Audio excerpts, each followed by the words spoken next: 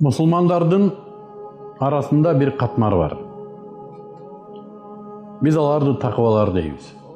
Аллах Таала өзү да айтат, Куранда аяттын мааниси ушундай: араңардан мен үчүн эң даражалуулуңар, баалуулуңар же жакыныңар такыбаңар дейт. Такыба десе балким биз элестетебиз.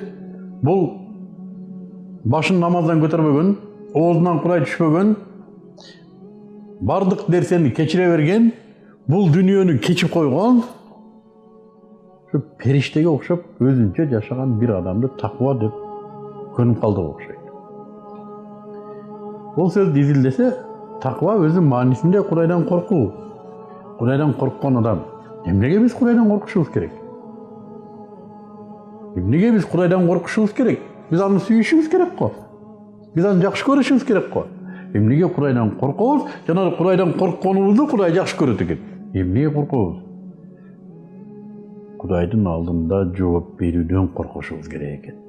Жолдо машина айдайсыз, унаа айдап барасыз, гайден кооптонуп айдайсыз. Эгер азыр мен бир эрежени бузуп койсом, мени гай токтотот, жана менин айдоо күбөлүгүмдү алып коет, же мени жазага тартат, айып салат деп кооптонуп, жоопкерчилик менен айдайбыз, жооп берүүчүбүз. Жооп берүүдөн коркуп айдайбыз. Жоопко тартылып калуудан. Такыбалык жаратуучунун алдында ар бир кылган ишибиз үчүн жооп берүүдөн коркуп жашоо. Ар бир кылган ишибиз үчүн жоопкербиз биз. Мына ошол жооп берүүчүлүктү түшүнүп жашоо, Кудайдан коркуп жашоо. Мына ушулар гана жаратуучунун алдында даражалуу. Эгер сизге үй бүлө берилсе, үй бүлө үчүн жооп бересиз. Эли жер берилсе, эли жер үчүн жооп бересиз. Алдыңызга коюлган тамак үчүн да жооп бересиз. Мына ошонун жоопкерчилигин билип жашоо такыбалык. Бирок сиз 50 маал намаз окуп, жоопкерчилик сезбесеңиз, сизди кантип биз такыба дейбиз? Биз го мейли такыба дейли. Муну эриңизде ушундай бир белгилер бар экен. Башыңызды көтөрүп эткенсиз намаздан.